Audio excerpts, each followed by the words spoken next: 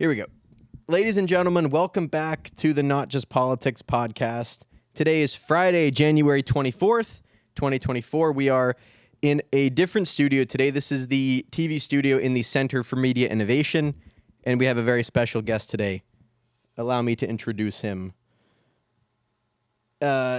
Studied American Studies at Dickinson College, for starters. Got a journalism degree from Columbia after that. Yep. And then a PhD at Point Park University in community engagement. You spent 3 years as a reporter for the Cincinnati Post. Yes. 15 years as an investigative reporter for the Pittsburgh Tribune-Review. Right. And you are the founder and assistant director of the Center for Media Innovation. The title. I'm the founding director, but then they gave me a fancy title. I'm assistant vice president and managing director. That's what it is. I know it's a mouthful. Yeah. But you are part of the reason why we have this show. Award-winning journalist and author of 4 books. Breakaway, the inside story that built the Penguins' rebirth, The Color of Sundays, the secret strategy that built the Steelers' dynasty, All About Roberto Clemente, and your latest book, Death of the Daily News, How Citizen Gatekeepers Can Save Local Journalism, will be available for purchase at the link in the description. Which one of these is not like the others? Right. Right. That was the initial thing. So that was my first question: is what made the transition from sports into talking about news and media? Yeah. Well, first of all, welcome to the CMI. So glad you're doing it in our TV studio. This is a great spot. You here. Yeah. Thanks for being here. Of course. You should do it here, all the time. We're actually talking about it. When we got in here this morning, we didn't realize that this desk was here. I just kind of slipped from my memory that it was here. So we actually are considering. Good. Yeah. Everything moves around. Why did I switch? So I was never a sports reporter. I was, the first book was this, I covered Pennsylvania when legalized gaming was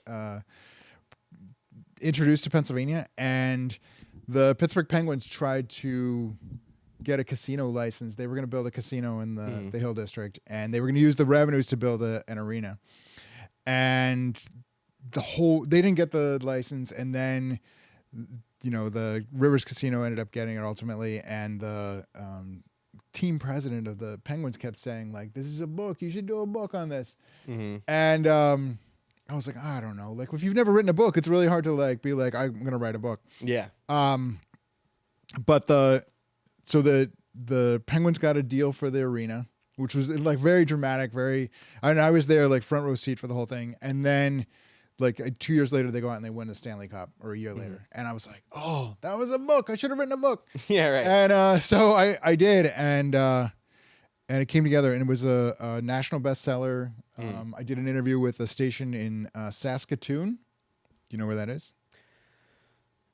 Yeah. I'm terrible with directions. Yeah. No, capital of Saskatchewan in Canada. It's a province. And oh, wow. Okay. And I was like, can you even get the book in Saskatoon? And I went and looked online, and there's a bookstore there. And they had multiple copies of it. Wow. So it was a cool experience. And then a friend said after that was like, hey, you should do a book on this guy, Bill Nunn, with the Steelers. And I was like, I don't know who that is. It turned out he was amazing, had this phenomenal story. And that book's been terrific. It got optioned by Netflix for a possible movie, but then they decided not to make the movie. And and he's the guy that scouted players at historically like black colleges and universities, like talent that was being overlooked by the rest of the NFL. Yeah, right. There's the Pittsburgh Courier is a newspaper here in Pittsburgh. It was through the 20th century one of the nation's 2 black newspapers. There's the Chicago Defender. I mean, there are other black newspapers, but these were the 2 prominent national ones.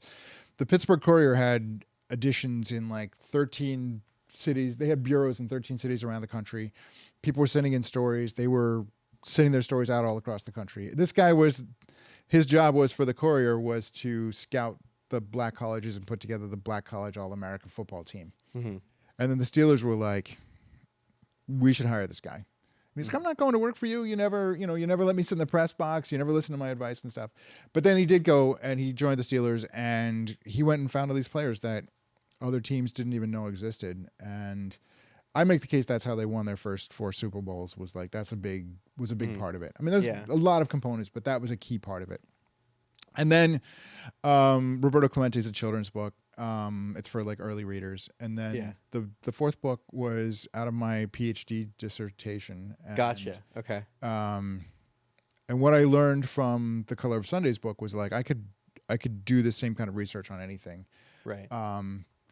Death of the Daily News is about the city of McKeesport that had a newspaper for 131 years, and the paper closed, sort of almost like overnight. And the politicians there at first were like, "This is amazing. Nobody's going to be asking us questions anymore. It's incredible." And then they realized very quickly, within weeks and months, that they were like, "Oh no, nobody's going to tell our stories either. Like we're screwed." And then and the residents, they very much wanted to still know what's going on in their community. And so their 4 business owners down there said, like, we're going to start our own newspaper. And they've been running it successfully for about a decade now. And the book is about like what happens, how do people figure out what goes on in their community? So. Yeah, actually, apologies. Could you hand me that? Hand me that backpack that's right there. Yeah. Now I'm your lackey. All right, Sorry. That's all right. Yeah. Sorry. Oh, sorry. I dropped it. Sorry.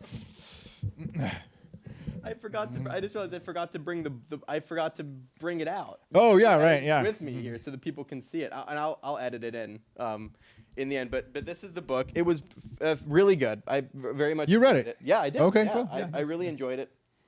There's some stuff a lot of stuff I want to talk about in there. For starters, one thing that I hadn't thought about and that was kind of surprising was when you talked about the economic correlation between a news desert and a food desert. Oh, right. And how a newspaper, in a lot of ways, actually contributed to the economics of a town in the way that people hadn't considered. It's a symbiotic relationship. The newspaper, to have a successful newspaper now, you need to have enough commercial advertisers in your community to support a newspaper. So it's one thing to have a weekly newspaper in Sewickley, which there is one, and Sewickley's a well-off community, lots of businesses. You're going to have lots of advertisers, and they want to reach the community, and they want stories about it. But in a place like McKeesport, where there's such economic decline, it's really hard to keep a newspaper going. There aren't enough, under the traditional model, there aren't enough advertisers to support a publication. Yeah. Yeah, and it carries, like you said, like the same economic causes that lead to a news desert are similar to the ones that cause a food desert. So, yeah, and I hadn't necessarily thought about it like that, but it does make sense. Yeah. Whenever you broke it down, and so for the people that are listening, how citizen gatekeepers can save local journalism. Can you explain what you mean by citizen gatekeeper? Are there people listening? There are. Well, that's great. The Paul brothers. Okay, all right. Are the biggest fans of this show. Okay, there we go. Okay, yeah. great. All right. Everybody famous you've ever heard of is tuning in. Okay, they're tuned in. Yes. What was your question? What is a gatekeeper? Yes, a citizen gatekeeper. So like in a traditional news model, you've got editors who serve as gatekeepers to information. So there's all the news that's taking place in the world. Somebody has to make sense of it, and so the example I give in the paper in the book is this famous study from the mid 20th century where was one wire editor in a small town, and that person has to decide what stories are going into the paper. And this guy was conservative, and so he was only putting in conservative stories. Sure. He didn't like Catholics, so he wasn't putting in stories that made the Pope look good. Just like he was making decisions, but that one person was deciding what everyone in that town was reading, basically, about the outside world. And what is happening now in our digitally connected world, there's so much information out there, but individuals act as gatekeepers. So whenever you go on Facebook or Instagram or TikTok and you're sharing content, you're making a decision about, well, this is something of value that I want other people to know about. The people in my circle, I want them to know about. And it's a marrying of those two concepts. And I don't think people hadn't really understood that. I mean, certainly citizens, for the most part, don't understand that they're doing a form of journalism when they're sharing content and creating content. But even journalists haven't also acknowledged that citizens are doing that, and that was what I'm trying to do with the book. Is like say, this is a major change going on here, and I think it redefines what it means to be a journalist, but the industry hasn't caught up with that yet. And you think that fighting that is a futile thing? Oh, yeah, definitely. You can't fight it. Like, right, it's going to happen. The places that are fighting it are dying. I think what's really crystallized for me lately is that I think the public is saying to journalists, like, I don't need you to tell my story anymore. Like, I have an outlet to tell my story. I'm already telling my story. I want you to help me tell my story better. And so my vision for it is like successful journalists and news outlets in the future will harness the power of everyone in their community who's already sharing content. You can harness that and help people understand what's accurate, what's objective, what's relevant, and help those stories rise to the top. But you no longer need to go out and be the one who tells the story for the people in the community. You need to listen to them first. And when you say the places that are fighting it are dying, what are the main? Who are those? What are those places that are trying to fight it? Like any big ones that people would? Yeah, I mean, there are like thousands of newspapers have died. They're closing all across the country. A lot of the legacy. Pittsburgh is still. Pittsburgh's one of the largest cities in the United States that doesn't have a daily newspaper. Like, we don't have a daily printed newspaper any longer in Pittsburgh. You can only get a paper here. The Tribune Review still prints, but it prints in the suburbs, so it prints in Greensburg and Tarentum every day. And they had a Pittsburgh edition, but they got rid of that. And the Post Gazette still puts out content every moment, right? On the internet, but they only print a paper on Thursdays and Sundays, and so other days of the week you don't get a printed newspaper. And that's another thing that's kind of lost, is that Pittsburgh's an outlier that way. I didn't realize that. Yeah. Daily paper. Yeah, no daily printed newspaper, and that we've gotten used to it here in Pittsburgh because it's just the reality. But you go to other cities and it's they still have a printed paper, and there's a big difference. That's crazy. So another thing that you mentioned in the book, and this is absolutely a sentiment that I've picked up on in class, is that there is a contentious relationship between citizen journalists and professional journalists, right? My argument would be that there are citizen journalists that are professional, that are at times more professional than the professional journalists. And I would argue the other way around. I would argue that they're both true. Do you see that changing at all? I think it has to. The challenge with news outlets is that it's hard for them to change because they're constantly putting out content. They're focused on how do we put out all the news of whatever our coverage area is today, of the moment as it's happening. It's hard to also step back and say, well, we need to rethink our model and do something completely different. Right.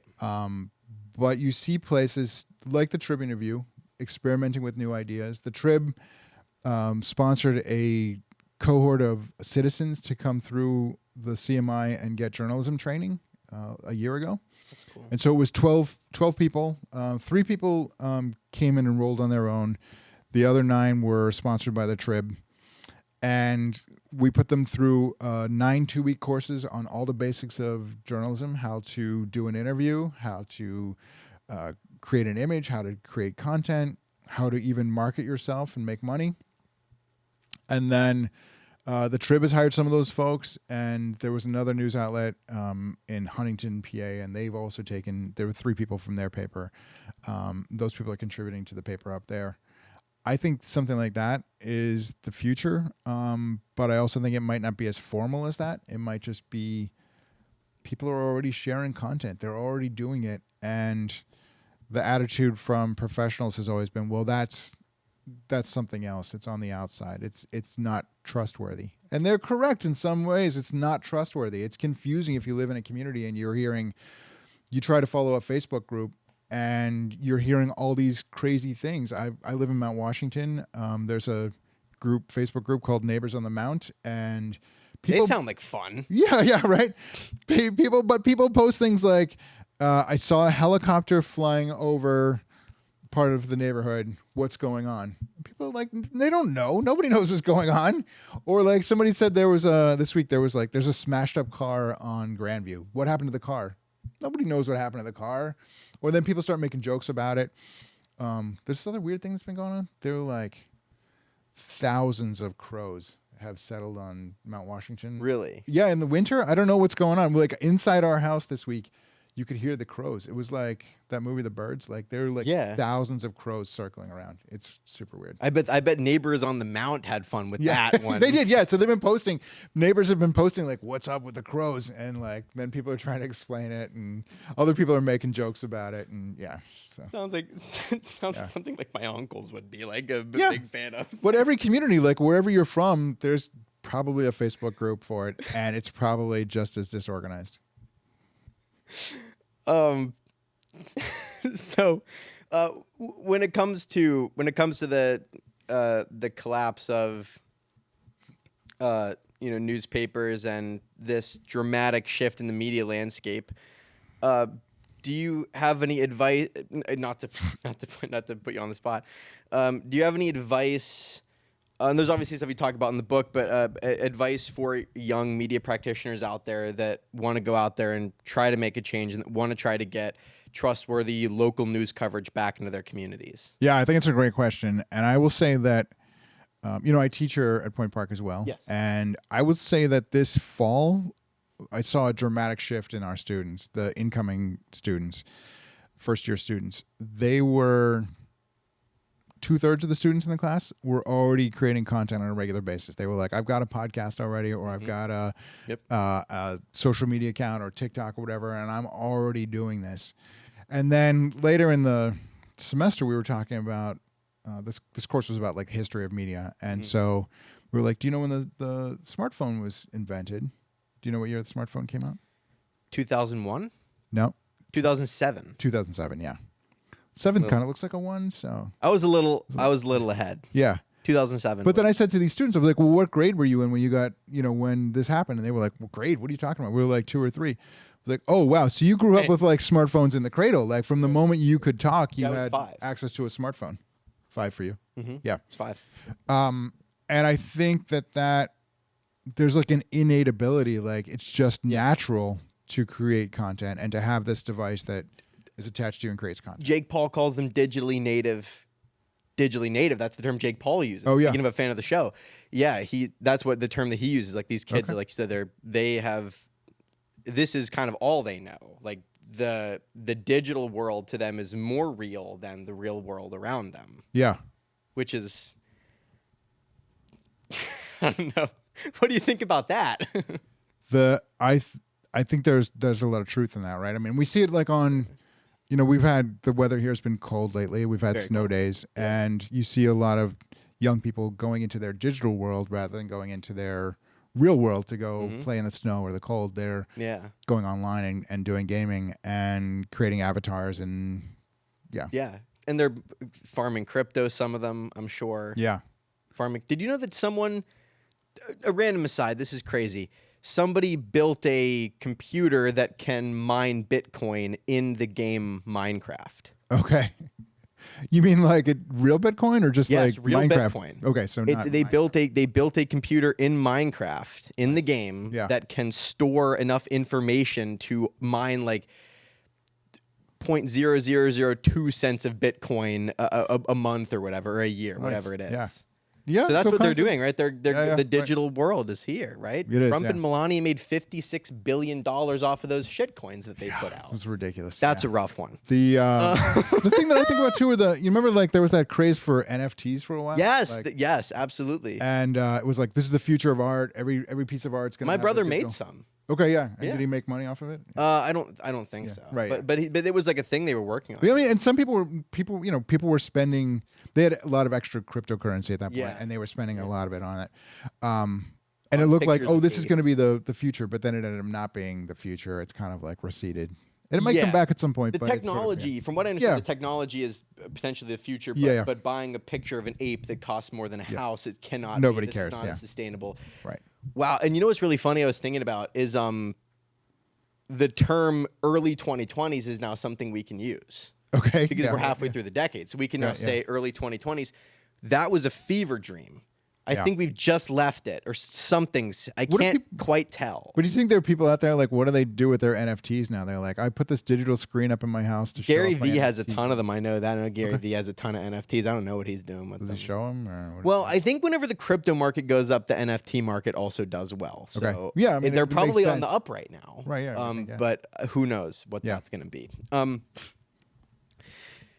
Right now, we are, as we've discussed, we've seen unprecedented and irreversible democratization of media in the world. And at the same time, it seems like the power is being concentrated into smaller and smaller places, like corporations just buying up. I mean, how much of the market does like the tech companies? I mean, they own some ridiculous amount of the market. In the book, I got to pull up because there's a quote that I like that I wrote down. In chapter 2, you wrote, journalism, perhaps like never before, belongs to the people rather than to professional journalists, wealthy publishers, or corporate shareholders. The same technology that has shifted the balance of power toward the people gives them the tools to act as broadcasters and publishers of information essential to their immediate community, and more critically, to serve people around them. So, and I think you're talking more locally in the, obviously talking locally in the book, and that's more of a I guess a national or a global phenomenon of that purchasing of so many companies. How do you see that? Like, that's a weird dichotomy, isn't it? Well, I would say at the national level, it's not like citizens have access to ask questions of the president, but what you see instead is a filtering of the news. People are being gatekeepers of information and sharing it, and then reacting to what's going on out there. And so not doing journalism, but more like commentary. And the more ridiculous, outrageous things are drawing more attention. So there's that. The other part you're talking about is that at the local level, citizens have, I'd say, they have more control over local information before, but Definitely. But hedge funds and corporate investors are buying up the newspapers, the traditional media. I just think we're at an inflection point where the reason the hedge funds are buying newspapers is not because they see a future for local newspapers. It's because they can wring The profit last out of little- it. They'll wring the last pennies little out of bit it. Yeah, before right. It goes away. So this is like that's the this is the end of that process and the beginning of a new process where citizens are going to have control over the local news. And then I guess on the other side, in new media, you have a company like Google, which controls YouTube. It seems like if any of these companies are going to stick around long term, it's probably Google. Well, I mean, they're publicly traded. They have billions of dollars Sure, but I just mean like it's going to be tough to compete. Like Google, I think is probably always going to be the king of the hill. I imagine just because of the amount of market share that they have. Except if the amount of data. I mean, it probably won't happen now, but the government was taking steps to break up Google, just like they broke up Standard Oil in the early 20th century. Do you see that actually going through? Because the way that I look at it is that there's so much dark money in that system that could those corporations not just slip money into the? Not to. I think if you look at it from a historic perspective, it makes sense that eventually governments will step in and break up the big tech companies. Okay. That's what happened with big oil. It happened with big television. Sure. When radio moved into television, then the government got involved and was like, okay, you can't control all the TV stations. You have to split this up. So I think it does make sense that it will, either happen through government regulation or through government pressure, or because the companies will realize like, oh, we have to diversify. The one I look at though is Facebook, because of all the local Facebook group administrators. Facebook could solve the journalism problem in this country if they gave some training and guidance to the Facebook group administrators, but it doesn't fit in their business model. They would make money, but they wouldn't make enough money. They're making more money doing other things. And in fact, now you see them stepping back from even, they're not going to do fact checking anymore. They're stepping back from that role of like being involved in controlling media, but they still have this network around the world of volunteers who are trying to make sense of the information in their community, even if it's just thousands of crows flying overhead. Yeah. Or a car that's just been. Yes. By the way, have you ever seen a car just smashed? Like a smashed up car? Like, how many times have you just walked down the street? Oh, there's a smashed up car. Yeah, sometimes like in New York City, you'll see a car that's like all smashed up, but it's not common around here. But I think probably what happened up there was what they were asking was like somebody parked on the street, and then we get like drunk drivers that come out, and then they run into it, and then they take off, and meanwhile your car's all smashed up. Oh, right, it's a hit and run. Yeah, that's what they were more concerned with. Okay, yeah. Do you think that over time that old media is going to, like, do you think eventually these two forms of media are going to eventually kind of end up in the same place, in the sense that, like, for example, like CNN, Fox News, MSNBC, they all have stuff on YouTube currently that pulls in, I imagine, just as many views or more views than their linear television programming does. So do they eventually just go, you know what, let's just, if the kids aren't watching linear TV anyway and everyone's doing YouTube in 20 years, doesn't everyone just kind of become a YouTube operation? Right. I mean, you see, CNN has just announced that's what they're doing, right? They're ramping up their streaming side. Oh, did they just announce? Yeah, I did not see in the last few days, yeah. Okay. That they're shifting away from TV and more to streaming. Oh, not that they're never going to abandon TV, but I think that they see the future, just like you said, the future is streaming. And when you think about what happened to the pirates locally, right? So the pirates had their channel was only on cable TV, and everyone who got cable had the channel, or you could bring it on as an add-on, and the pirates were making less money from it. But we got to the place where enough people had cut the cord on cable and were streaming that the pirates now had to set up a network for streaming. Right. And you can still get it over cable, but other people. But the challenge for them now is that for cable, it's just like you turn it on and it's always there, right? Right. But for streaming, like when the pirates were exciting in the beginning part of the season, they didn't turn on their streaming until like middle of the season, but I was clamoring for it early, and then when they did turn it on, I was like, oh, I want this. I turned it on. But then by the end, 2/3 of the way through the season, it was like, oh, they're out of it. They're tanking. I don't care anymore. I turned off streaming, and so now like the pirates they missed out on that revenue. So it's more incentive for them to have a better team. Sure. Yeah, right. I was going to say maybe Bob Nutting will finally maybe clean it up over there. If that's a way for. You ever met him? Yes. You have? Yeah. Interesting. How many times? I don't know. I met him in different settings. Okay. I think the family is very sincere. They're interested. They own a bunch of newspapers too. They do? Yeah. I did not know that. Ogden Publishing. They own the. They own Seven Springs, don't they? They used to. They sold it to Vail. Gotcha. Ski resort, yeah. But yeah, I mean, so that would be hopefully. I mean, it would be nice. It would be nice if we could get another World Series over here. I don't even care about baseball, but it would be nice just to get another flag outside PNC Park. 1979 isn't. It would be nice to get a 2 up there. 79 was amazing. I remember 79. Yeah. I was born in 71. I think they won 71, right? And so, because my mom always talks about taking me out to the celebration and watching that. And then 79, I went to the World Series. Nice. It's amazing for one game. That's one of those things like that. And some people have talked about this, that is an experience that like you'll never get it again. No one, like, it doesn't matter. Like, you listen to that on the radio, doesn't matter. You were there. Like, there's something about that live experience that, like, it feels like with new media is like everything is through the screen of our phones. It's like you miss out. It feels like you miss out on something. The one that really sticks with me is the Steelers. Because I grew up, I was alive for all the Steelers' first 4 Super Bowls, but I was really young. Yeah. Watched them on TV. I had like a homemade terrible towel. I've got like all these things that I grew up with. It was part of the culture. But then the Steelers went into this long slump of which 25 years without, where they weren't really great. And then when they won Super Bowl, they went to the Super Bowl in the middle of there, and they lost the Super Bowl. But so they were up and down. But when they won Super Bowl XL, I forget what year that was, 2005? My cousin could tell you. Yeah. I have a cousin that can name every Super Bowl winner in order. All okay, of them. really? Yeah. Yes. I don't know what people use that in their brain.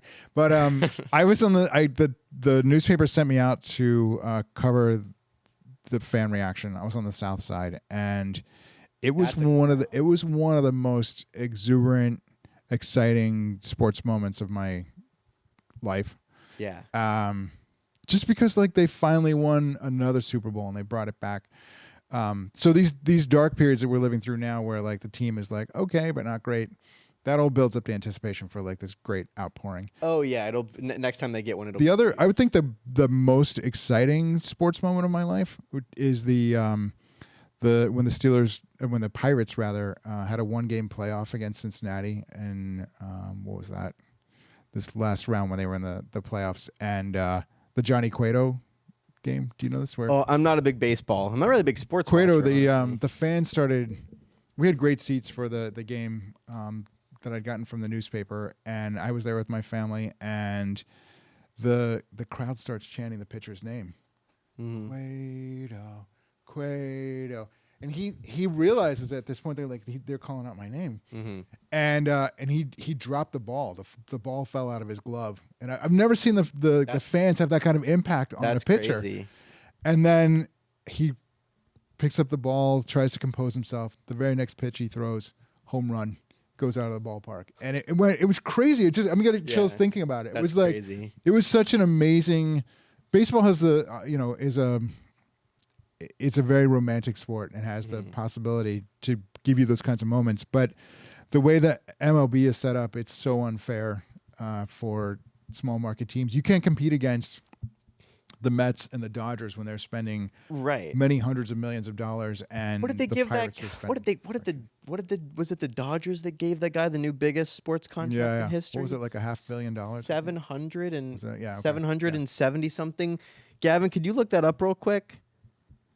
It's the Dodgers had a new contract with somebody, like a big contract. Like I think it's the biggest sports contract in history. Yeah. I think it's for 15 years. I think Mahomes was what? He was like a $500 million guy, and that was like a big that was deal. huge. Yeah. But and then they gave they gave Tom Brady all that money that he put into FTX.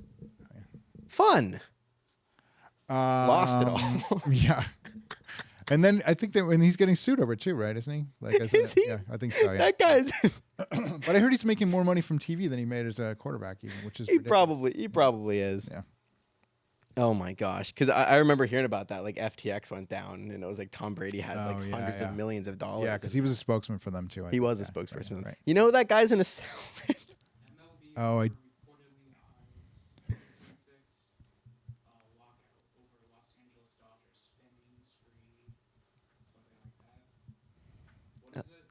It was a Dodgers. They gave a contract to I forget his name, but it was like a big like $700 million contract that they gave him. Either way, no. It's interesting that you guys don't follow baseball, right? Like there would have been a time like a generation ago though, like young men would have been like, but now you have so many other things to entertain yourselves that you're like. Yeah, I'm not a big. Professional disc golf is the only sport that I actually follow. Yeah. It's the only one that I follow. I have a new friend who's got. He's really into it, and trying to get me to go out. But it's a lot of fun. Yeah, I play all the time. Yeah, it's a lot of fun. No, but I'm not really like big baseball. Right. The only time I was really into sports was when Penguins got their back-to-back in 16-17. That was the only real time that I like gave it a shot to like try to be into sports, and it kind of faded away again. Yeah. But I think that should scare these big sports leagues that there's so much competition for attention now that they're in the mix. But on the flip side, like the NFL is still people are the NFL is huge, but people are podcasting now. The MLB better watch out for podcasting. You think that professional podcasting will replace? Yeah. Well, I mean, would you not argue with me that right now, culturally, podcasting is more of America's pastime than baseball? I mean, certainly podcasting is growing and will eventually touch more people. This will be the new America's pastime. The new pastime, is just That's a big responsibility. Are you prepared for it? Well, that's a part of the reason I think why you're here today is we have to discuss this because there's many people out there.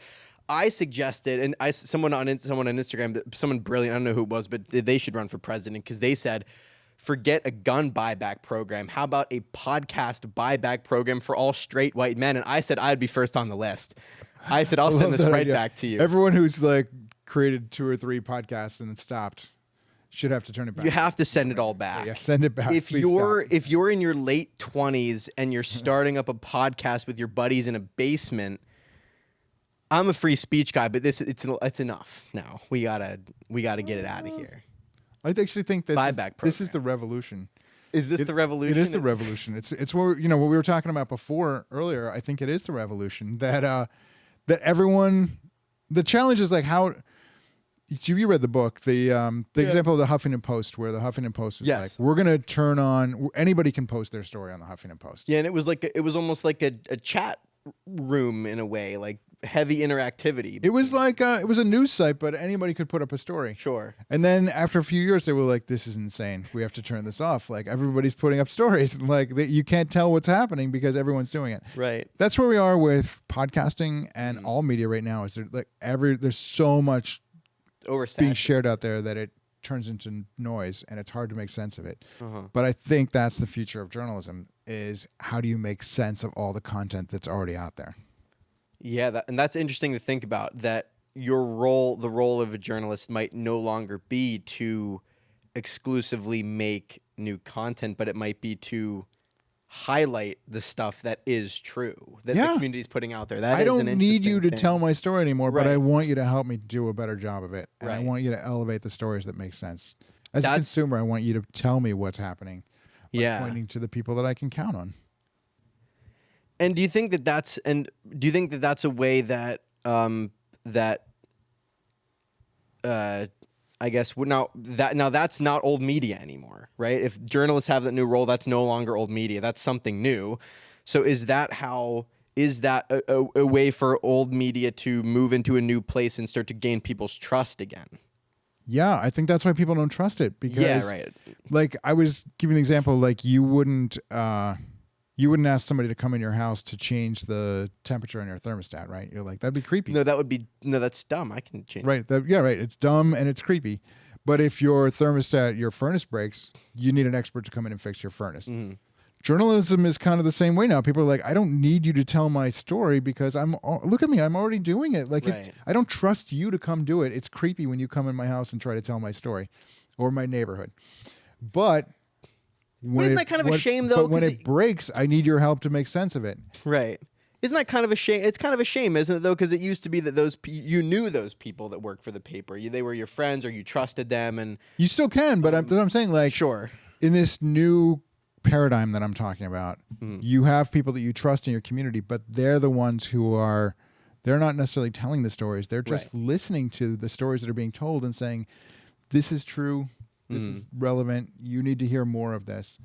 I'm going to give you the example of, like, we had a program that was called All Abilities Media, and it was for people with all kinds of different disabilities and gave them the power of, use the technology of media to help them tell their stories. So we had this woman who was, she's like in her early 50s now. I think she's 52, and she has Down syndrome, and she wanted to create her own podcast. And so she came to us, was like, I want to create a podcast. She wanted to be a broadcaster. She didn't know about podcasting. We're like, well, you can create a podcast. And so she worked with a producer to create a show, a series of shows. But one of the shows was she interviewed her parents about what it was like to raise a child with Down syndrome. What? Yeah. So, like, 10 years earlier, she would have had to wait for a professional journalist to say, I have an interest in Down syndrome. I'm going to learn about Down syndrome, and then I'm going to do a story about what it's like for somebody to, raise a child with Down syndrome. Mm-hmm. That's okay. Sure. But it's like a step removed from the person themselves saying, I can do that myself now. I can ask the questions. I can interview my parents and tell what is 100% an authentic story because I actually am living it. That's the difference we're talking about. Yeah. And then it becomes the role of the journalist to say, hey, there's this person in the community who's doing this thing. You should hear them. Right. Yeah. That does seem like that's probably a more efficient way to do it too. Like you think, because then you're not just waiting around for someone to come do it for you. It's more authentic. Yeah, right. And it's more, yeah, right. The original concept of news deserts, which I talk about in the book too, was like, it wasn't like, the folks at Northwestern measure news deserts by counties that don't have any any newspaper, or they only have one newspaper. But that's not what we're talking about. In the original format, the original idea of it is a woman who's in the city of Chicago saying, there are all these TV stations, there's 2 newspapers, there's all these local newspapers. Nobody's telling the story of my community from my perspective in an authentic way that is true to me because I live here. Yeah. That was the original concept of News Desert. And I think that we have to honor that going forward by saying, no matter how many media outlets are out there, how many journalists are trying to tell stories, if we're not telling the stories authentically from the people who live in the communities, they're going to be suspicious of us. Agreed. I wanted to go back to something from the book. I forgot to ask you this earlier when we were talking about that study that was done about the news editor that would get all the stories and that would, to read on one of them or whatever he would write. Do you think that because of that study, it seems like now there's more of a conversation that's being started, and I can't tell exactly where in the media landscape it's happening. I don't know if it's hit mainstream yet, but I think it's close, of sort of talking about media bias and trying to educate people about what that is and what that means. And there's been some people that come on the show, people that I interned for that cover that sort of thing at all sides.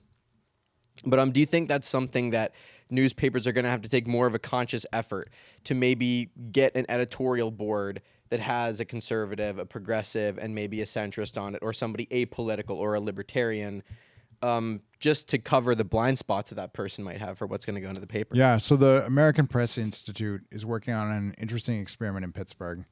I haven't checked in with them for a while, so I'm not sure how it's playing out. But the concept was they did some studies saying, articulating there's a lack of diversity in Pittsburgh newsrooms and then in Pittsburgh's news coverage. And so one of their solutions to it was to do exactly what you said. They put together a panel of citizens that people would come on and off this panel on a regular basis, but a panel of citizens who would look at news coverage and say, you missed this story, or you could have told the story in a different way, or you're only telling it from one perspective. And I think that is an interesting check on the work of journalists, to have like the people saying, yeah, this is true to me or it's not. It makes journalists uncomfortable. Sure. Right? Let me tell you how it used to work. When I worked at newspapers, a group of people, usually a group of older white men, well paid, sometimes politically connected, and this is at multiple places where I worked, would make the decisions about what was going in the newspaper. They literally would meet several times throughout the day and say, yeah, this is a story, or no, that's not a story. And they would look at the wire stories and say, yeah, this is something we want to put in the paper, or no, we don't. And that becomes the official story, right? Yeah. And it was very one directional. So these people were deciding what the news was, and the audience could either buy the paper or not buy the paper. Right. But before the proliferation of the internet, you had very few choices for what your source of information was. Certainly before the internet, you would have had like the newspaper, maybe a radio station, maybe a TV station. Yeah. And so, yeah, you took the paper because it was your only way to find out what was going on. And you might not even know that it was being filtered to you. You just thought that was the news. But you didn't know that there was a group of white men sitting in a room deciding what the news was to you, of all the news that's out there. Right. And now it's broken down. Anybody can go on and see what the news is. Sure.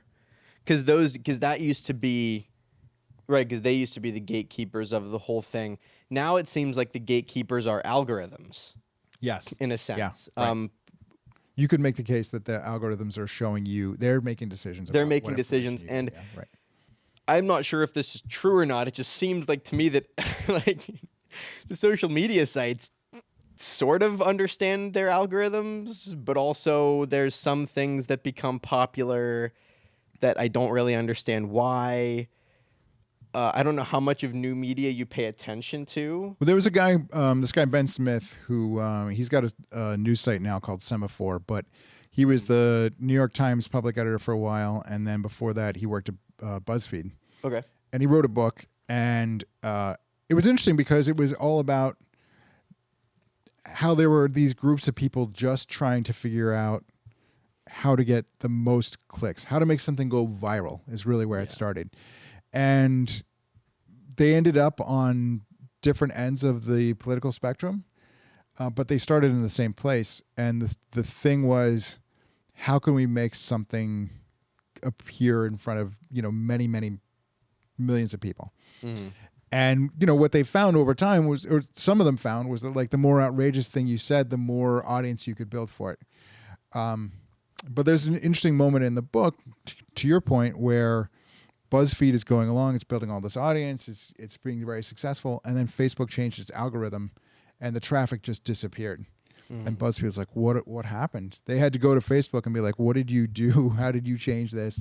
What can we do to change our processes so we can build our audiences back? It's an incredible amount of power that those social media sites have. It's crazy. And now what's interesting is that the conversation that I've heard in class is, and this didn't happen to my account, but apparently a bunch of people's, like everyone just started following POTUS on Instagram. Like mass people, they followed the account for you, which I super do not. I don't So care. they just started like putting it in your feed. Yeah, like it was the top of people's feeds. Whether or not, for some people, it was whether they engage with that content or not. Yeah, right. I didn't see that. I don't care who it is. I don't like them following people's accounts for me. I don't care if it's Kamala Harris. I don't care who it is. Don't follow account. I've done they're ruining a good thing. Okay, here's what they're doing. They're ruining the algorithm that I've taken so much time. They've collected all my data to make me this perfect algorithm, and now they're going to ruin it, making me follow the president. They're ruining their own good thing here. The weird thing too is like I don't know how to fix it. Like I went to Ireland a few years ago when my daughter was studying in Ireland, and so I started getting all this stuff in my feed about Ireland, which was great. It was fascinating. But now I've kind of moved on. I'm still getting all this stuff about Ireland. And I want to get like, we went to Croatia last summer and it didn't switch over. Like I didn't get all this Croatian stuff. Like maybe you have to. I want you to like give me what I want, not what you think I want. Start talking trash about Ireland. Maybe. I know. Yeah. I've actually like, will pick it up I've tried to do some things like that to like, what can I do to like goose the system? But it hasn't worked. That's rough. Well, and it's really funny. I made a joke in class because it's really funny is that the people that like know me understand whenever I'm joking, but the people that don't know me don't really know. So I told, and I would say you're kind of a mystery. I don't know if you know that, but you're kind of like an enigma, I think, to other people around. Really? See, that's what I picked up on. And what do you think? Why do you think that is? I don't know. You're engaged, but I think you don't. I think one, because you're so concerned about being objective, and this idea that you've committed yourself to of like of trying to bridge these divides. I wonder if maybe you hide your real feelings and your real truth. You hide it a little bit. Sometimes I do. Some on some issues I just don't really have a take because I don't have any education on it, so I won't really say anything. I don't even mean politics, but I just mean like. Oh, sure. Stuff. Yeah. That might be true. But anyway, when Microsoft bought the power output from 3 Mile Island recently I would assume build a data farm. I would assume it's something. I proceeded to say that I was actually, because everybody was like, I'm not a big fan of that. Like, I'm not a fan of, whatever. There's objections to that I actually agree with many of them. But I just had to have a little bit of fun. And I was like, I actually think it's a good thing. And I said, because if my data is going to be collected, which it seems like I have no choice in at this point, I would like it to be done efficiently and on clean energy, and I would not like it to mess anybody up. If Bill Gates wants my data, I just want it to be, I just don't want to fuck up the earth while I do it. And the professor looked at me very confused, and so did a couple classmates, because I don't think they knew that was a joke or not. Oh, yeah, right.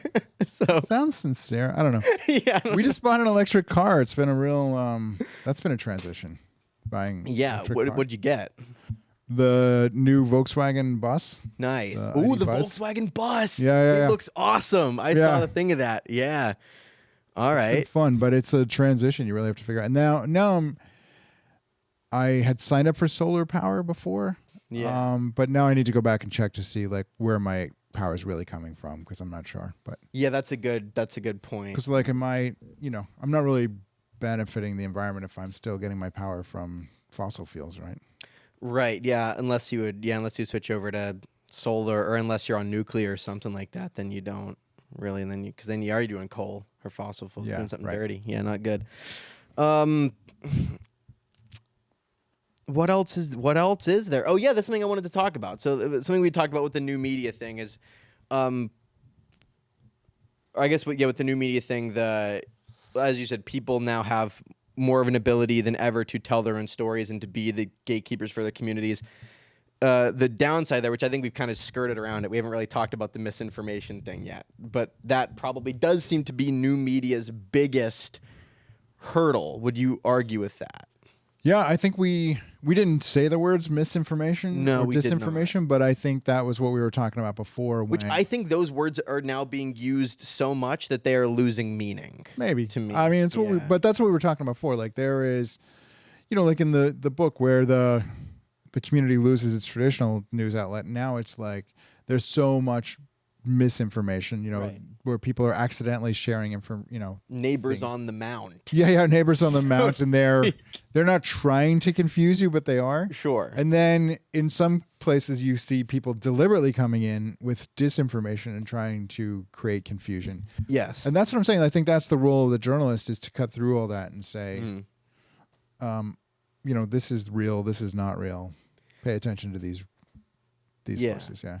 Because the one thing that's been confusing me is that somebody said, I forget who put the piece out, but it was from one of the big news sources that something was being spread on social media as a misinformation campaign. So that's Now, that's what I was going to say. Now, Right, because right. those two things are mutually exclusive, right? Right, yeah, My understanding of misinformation is always the unintentional spreading. Right. So that can't be a campaign if it's Right, yeah, misinformation, yeah, right? it's the So that's why I'm disinformation, getting a little confused. I feel like the narrative is being lost a little bit there on. So then the what question that was is. that deliberate or inadvertent? The That's a person who good said that? question. We're I don't know. Getting very meta now. Yeah. It is getting very. But not that meta, like the actual meta. I was gonna say not Zuckerberg, but although I'm sure he'll get involved in something. Probably is. Recently. Probably already is. Has his hand behind it somewhere. Well, what's interesting is that the tech billionaires spent so long cozied up with the Democrats, and now it seems like there is some big. Obviously, Trump's been elected, right? That's a large cultural shift. Were they cozied up with the Democrats, or were they actually trying to, as you just said, fight misinformation and disinformation? And now they're stepping back and saying, "We're not going to fight it all anymore. You guys figure it out. It's up to the public to figure it out." My argument for why they had been cozied up with the Democrats would have been, despite the fact that the Trump administration did give money to Twitter to censor information, they took a largely disproportionate amount of money from Democrats.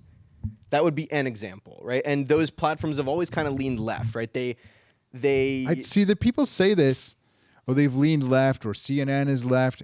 I think just because you point out that somebody is lying or making up information doesn't make you a liberal. It just makes you. Agree. No, that's not why I think they're left leaning. I don't think it's because they point out misinformation. I would say it would be because of something like the fact that.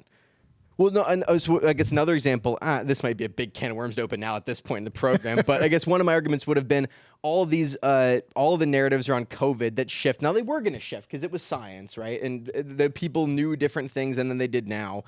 I think the problem that I have is that the people that were taken off social media during the pandemic for saying things that were not following with what the mainstream outlets were saying, those people...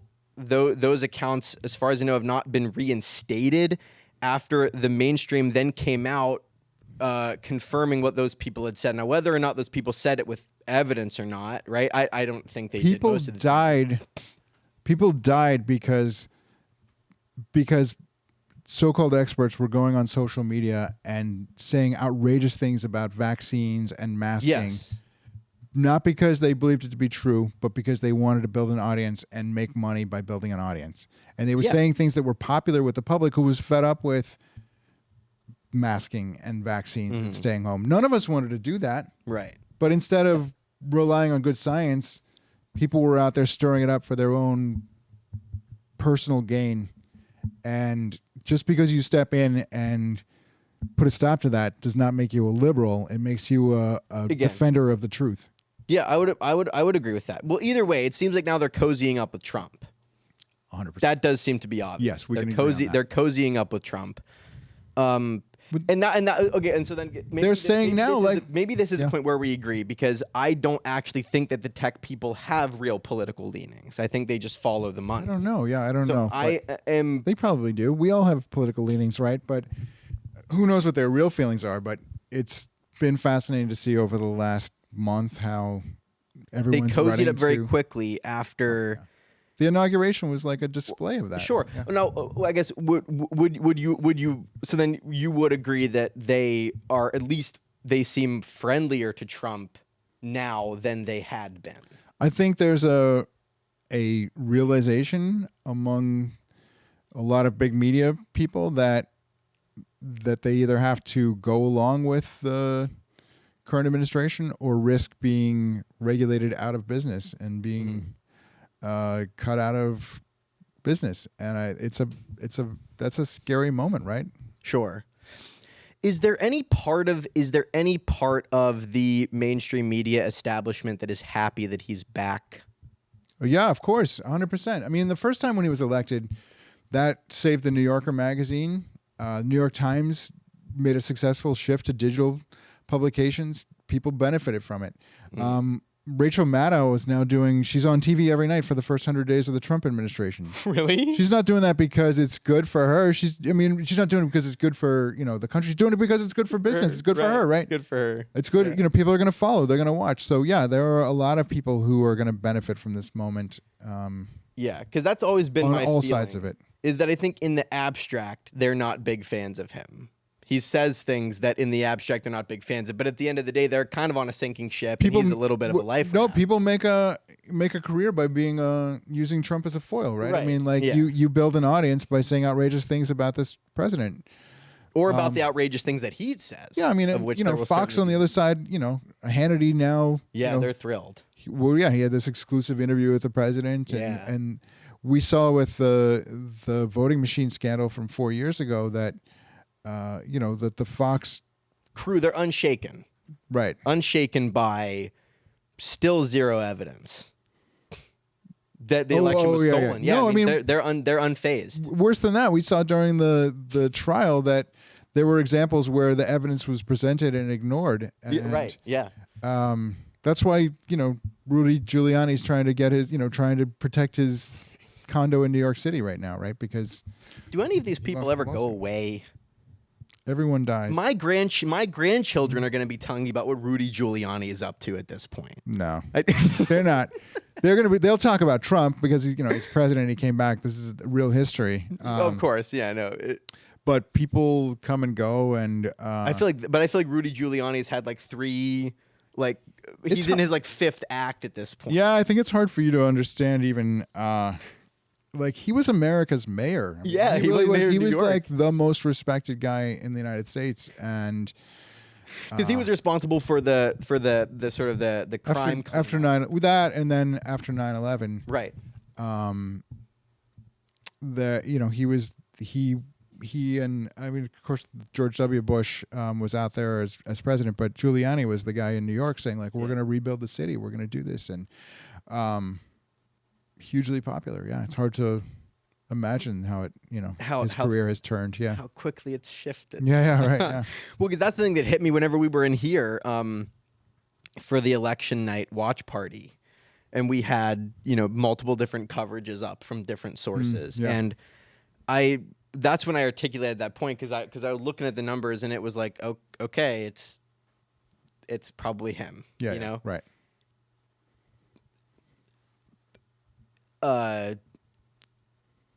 When I had watched coverage of 2016 of those same sources, it was like, whoa. Yeah, Holy 2016 was shit. totally different. You know what I mean? But this time around, it was like they didn't. It seemed like there was a different mentality, and I interpreted that as like the business model is saved for 4 years. It was the no, but I think you have to give more value to the election process itself. So in 2016, the polling was way off. They were showing that Hillary was going to win to the point where you had a lot of people saying, "Well, I'm just not going to vote for her because I'm going to give my vote to the third party candidates because she doesn't need my vote." Sure. And so then on election night, when Trump surged ahead and people were like, "Oh my God, I did not see that coming." That was a different sentiment. And then, in 2020 when Biden won and it took several days because of the pandemic and all the absentee ballots, that was its own dynamic. That's true. And, it led to Trump then saying, because he was ahead on election night, right? That's all true. the votes That's a good point. It was a different situation. But this time, he won handily. And so there've been, you could go back to the hanging chads of the Gore Bush election where it went on for weeks where people didn't know, and it went to the Supreme Court to have to decide, well, how are we going to decide the election? That's the one thing that's different about it this time around is that Trump won so handily. Yeah, and that that's why he feels he has a mandate to do the things that he's doing here in the first days of the new administration because he won by so much, and you have to hand it to him and his backers that let's see what happens because you convinced a majority of Americans that this is the direction the country should go in. So let's see what happens. Yeah, that's what I thought too. It seemed like this time around he was ready to go. In 2016, it didn't seem like there was much into like I wouldn't be shocked if in 2016 he didn't even like know what he could do. Like I don't think they didn't. I don't think they even expected to win. They went he had no idea. Right. So he was the most. I think he might have been the most surprised person in the room at that moment. He's like, I did it again. Yeah. What? Yeah. Wow. Did it? No, that is a good point. It was different because I was talking to some people here like before the election, and we were kind of suspecting like, it's probably going to be because that's how the poll numbers were shaking out. Do we need to wrap up here? You have some? Yeah, probably. Yeah. Okay. Yeah. We're about at time here. Well, thank you, sir. It's been great though. It's been a good conversation. I had a lot of fun. Yeah. We'd love to come back because there are you should come back if you'd be willing because there are because I feel now as Generation Alpha is now done. We now have a new generation of people going. We're now kind of in the sandwich, right? There's the boomers, and then there's you're just transitioning to something, either. Well, we're just in the middle in the sense that we're sort of Gen Z sort of now in the middle of the Gen Xers and the millennials, and then there's two behind us now. So I feel a responsibility to sort of update you on where the media landscape is going. Yeah, and I think it will terrify you. Oh yeah, and I'm ashamed to show you some of it, but I think I will have to. Go. We'd love to hear what you think of where it's going. Yeah. That'll be next time. That was I talked this whole time. It'd be good to hear what you have to say. No, perhaps next time because are you on TikTok at all? Like, have you seen anything of what's going on there? Yeah. At all? Yes. Yeah. So you're horrified by this is my job. What are you talking about? It says right here. It's the Center for Media Innovation. I have to stay on top of these things. I didn't know if you'd seen the Costco family on TikTok or not. I've not seen the Costco family. Well, we'll have to introduce it because that's the part that's terrifying. Okay. How much of it are you genuinely terrified by, like that you see on TikTok? Like how I'm much? Inspired by it. That's what I'm telling you. Like that's the whole point. Like I'm inspired by this idea that people are. This is a generational difference, right? People are creating content. They're doing it on their own, and it might not be perfect, but we're gonna get to a point where it. That's true. It is. It's in a weird place. We're in an inflection point. Yeah. Thank you, sir. I appreciate it. Yeah, of course. Thanks for coming on. Bye, everybody.